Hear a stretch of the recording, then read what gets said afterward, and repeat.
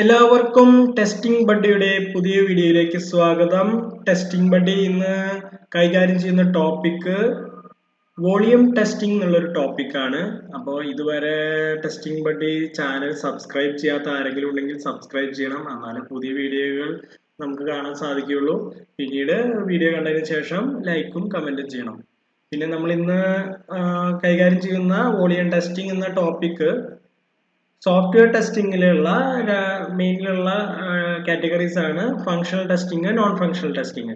അതിൽ non functional ടെസ്റ്റിങ്ങിന്റെ കീഴിൽ താഴെ വരുന്ന ഒരു ടോപ്പിക്കാണ് വോളിയം ടെസ്റ്റിംഗ്. വോളിയം ടെസ്റ്റിംഗ് അത്ര ഫ്രീക്വന്റ് ആയിട്ട് ചെയ്യുന്ന ഒരു ടെസ്റ്റിംഗ് അല്ല. മെയിൻലി നമുക്കത് അറിയാം. അത് വോളിയം ടെസ്റ്റിംഗ് എന്ന് പറഞ്ഞാൽ ഹ്യൂജ് വോളിയം ഓഫ് ഡാറ്റ കൈകാര്യം ചെയ്യുമ്പോൾ ഉണ്ടാവുന്ന പെർഫോമൻസ് ഉള്ള വേരിയേഷൻസ് ടെസ്റ്റ് ചെയ്യാനാണ് നമ്മൾ വോളിയം ടെസ്റ്റിംഗ് ഉദ്ദേശിക്കുന്നത്.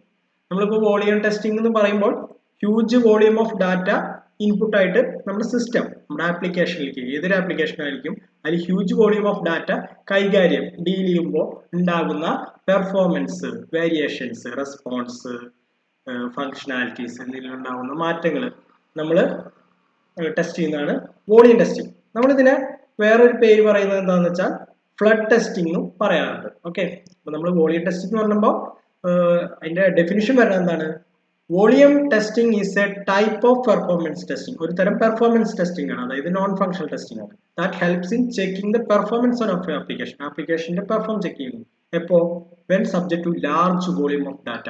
A huge volume of data subjective and subject to huge volume of data കൈകാര്യം ചെയ്യുമ്പോൾ നമ്മുടെ സിസ്റ്റത്തിൽ ഉണ്ടാകുന്ന പെർഫോമൻസ്, അതാണ് നമ്മൾ വോളിയം ടെസ്റ്റിലൂടെ മെയിൻ ആയിട്ട് ഉദ്ദേശിക്കുന്നത്. ഇത് മെയിൻലി വരുന്നത് ഇപ്പോൾ നമ്മൾ ഇ കോമേഴ്സ് വെബ്സൈറ്റുകൾ, ഇപ്പോൾ ആമസോൺ പോലത്തെ വെബ്സൈറ്റുകൾ, അങ്ങനെയുള്ള ഇ കോമേഴ്സ് വെബ്സൈറ്റുകൾ നമുക്കറിയാം. അത് ലോഞ്ച് ചെയ്യുമ്പോൾ ചിലപ്പോൾ വളരെ കുറച്ച് പ്രൊഡക്ട്സേ ഉണ്ടാവുള്ളൂ.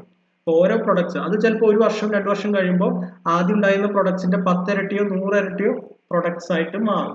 അപ്പോൾ നമ്മൾ ഡിസൈൻ ചെയ്തിരിക്കുന്ന നേരത്ത് നമ്മൾ അതിന്റെ ഡാറ്റാബേസും ഡാറ്റ സ്ട്രക്ചറും അത് ഹാൻഡിൽ ചെയ്യാനുള്ള പവറും കുറവായിരിക്കാം. അപ്പൊ നമ്മൾ മുൻകൂട്ടി 1 2 3 വർഷം കഴിയുമ്പോൾ അതിന്റെ രജിസ്റ്റർ ചെയ്യുന്ന ആ ഒരു ഇ കോമേഴ്സ് വെബ്സൈറ്റിൽ ആഡ് ചെയ്യുന്ന പ്രൊഡക്ട്സിന്റെ എണ്ണത്തിൽ വലിയൊരു മാറ്റം ഉണ്ടാവാം. അപ്പൊ വലിയൊരു ഡാറ്റ, കൂടുതൽ ഹ്യൂജ് ഡാറ്റ കൈകാര്യം ചെയ്യേണ്ട ഒരു അവസ്ഥ വരും. അപ്പൊ അത് ഡീൽ ചെയ്യാൻ നമ്മുടെ സിസ്റ്റത്തിന് പറ്റുന്നുണ്ടോ എന്ന് നമ്മൾ അതിന് തുടക്കം തന്നെ ഒരു വെബ് ആപ്ലിക്കേഷൻ ആയാലും മൊബൈൽ ആപ്ലിക്കേഷൻ ആയാലും ഏതൊരു ആപ്ലിക്കേഷൻ ആയാലും നമ്മളത് മുൻകൂട്ടി കണ്ട്, എത്രത്തോളം ഡാറ്റ കൂടുതൽ വരുന്നത് കണ്ട് മുൻകൂട്ടി കണ്ട് അത് ഡീൽ ചെയ്യാൻ നമ്മുടെ സിസ്റ്റത്തിന്, അങ്ങനെ ഒരു ഹ്യൂജ് ഡാറ്റ ആവുകയാണെങ്കിൽ അപ്പോൾ ആ ഒരു സമയത്ത് അത് പെർഫോമൻസിനെ ബാധിക്കുന്നുണ്ടോ എന്ന് നോക്കുന്നതിനാണ് നമ്മൾ വോളിയം ടെസ്റ്റിംഗ് എന്ന് പറയുന്നത്. നമ്മൾ ഇത് വോളിയം ഹ്യൂജ് ഡാറ്റ അതിലേക്ക് ഇൻപുട്ടായിട്ട് കൊടുക്കുക, അത് ഹ്യൂജ് ഡാറ്റ ലോഡ് ആവുന്നതുകൊണ്ട് നമ്മളിതിനെ ഓൾറെഡി ഫ്ലഡ് ടെസ്റ്റിംഗ് ഉള്ള ഒരു പേര് കൂടി പറയും. ഓൾറെഡി പറയുന്ന വേറെ പേരാണ് ഫ്ലഡ് ടെസ്റ്റിംഗ്. ജസ്റ്റ് ഒന്ന് റിമൈൻഡ് ചെയ്ത് വെച്ചാൽ മതി. ഫ്ലഡ് ടെസ്റ്റിംഗ് എന്നുള്ള ഒരു പേരും കൂടി പറയാനുണ്ട്. ഇതിന്റെ മെയിൻ ഗോൾസ് എന്ന് പറഞ്ഞാൽ എന്താണ്? Verify that system has not suffered any data loss. അതായത് ഇത്രയധികം ഹ്യൂജ് ഡാറ്റ കൈകാര്യം ചെയ്യുമ്പോൾ അതിന്റെ ഡാറ്റ നമുക്ക് മിസ്സാവണില്ല എന്നുള്ളതാണ് നമ്മൾ ആദ്യം എൻഷുർ ചെയ്യേണ്ടത്. രണ്ടാമത്തെ കാര്യം, check the response time of the system. അതായത് ഡാറ്റയുടെ അളവ് കൂടുന്തോറും നമ്മുടെ റെസ്പോൺസ് ടൈം കൂടാനുള്ള ചാൻസ് ഉണ്ട്, അതുണ്ടാവരുത്. അതായത് ഇപ്പോൾ എത്ര ഹ്യൂജ് ഡാറ്റ വന്നാലും കസ്റ്റമർക്ക്, ക്ലയൻസിന് യൂസ് ചെയ്യുമ്പോൾ റെസ്പോൺസ് ടൈമിൽ മാറ്റം വരാൻ പാടില്ല. പിന്നെ നെക്സ്റ്റ് ഉള്ളതാണ് ഡാറ്റ ഇന്റഗ്രിറ്റി.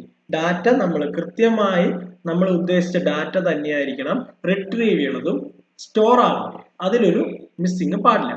പിന്നെ ലാസ്റ്റ് പോയിന്റ് എന്ന് പറയുന്നത് എന്താണ്? Verify if the system crashes unexpectedly. Unexpected ആയിട്ട് ഡാറ്റ, ഹ്യൂജ് ഡാറ്റ കൈകാര്യം ചെയ്തുകൊണ്ട് അൺഎക്സ്പെക്റ്റഡ് ആയിട്ട് സിസ്റ്റം ക്രാഷ് ആവുന്നുണ്ടോ നോക്കണം. സാധാരണ ഹ്യൂജ് ഡാറ്റ കൈകാര്യം ചെയ്യുമ്പോൾ ചിലപ്പോൾ ചില ആപ്ലിക്കേഷൻസ് അൺഎക്സ്പെക്റ്റഡ് ആയിട്ട് ക്രാഷ് ആവാൻ സാധ്യത. അതൊക്കെ നമ്മൾ മുൻകൂട്ടി ഒരു ഇപ്പോൾ പ്രസന്റ് സിറ്റുവേഷനിൽ അങ്ങനെ ഇല്ലെങ്കിലും ഫ്യൂച്ചറിൽ നമ്മൾ മുൻകൂട്ടി കണ്ട് അത്രയും വലിയ ഹ്യൂജ് ഡാറ്റ വരുന്ന കണ്ട് അത്രയും ഡാറ്റ വെച്ചിട്ട് തന്നെ നമ്മൾ ഡമ്മി ഡാറ്റ ഇട്ടിട്ടോ എന്തെങ്കിലും ചെയ്ത് അത് കണ്ടുപിടിച്ച് അങ്ങനെ ഒരു അവസ്ഥ, അങ്ങനെ ഒരു സിറ്റുവേഷൻസ് നമ്മൾ ഒഴിവാക്കാനുള്ള കാര്യങ്ങൾ ചെയ്യണം. പിന്നെ നമ്മൾ ടെസ്റ്റിംഗ് വേണ്ടി ചാനലിന്റെ ടൈപ്പ് ആയിട്ട് ചെയ്യുന്ന നമ്മൾ online training, certification, study material എന്നിവയ്ക്ക് വേണ്ടി നമ്മൾ ഇപ്പോൾ സ്ക്രീനിൽ കാണുന്ന നമ്പറിലേക്ക് വാട്സാപ്പ് ചെയ്യണമെന്ന് പറയാണ്. പിന്നെ എല്ലാവർക്കും വീഡിയോ താല്പര്യപ്പെട്ടെന്ന് കരുതുന്നു. കൂടുതൽ വീഡിയോകൾക്കും ആയിട്ട് ചാനൽ സബ്സ്ക്രൈബ് ചെയ്യുക, ലൈക്ക് ചെയ്യുക, കമൻറ്റ് ചെയ്യുക.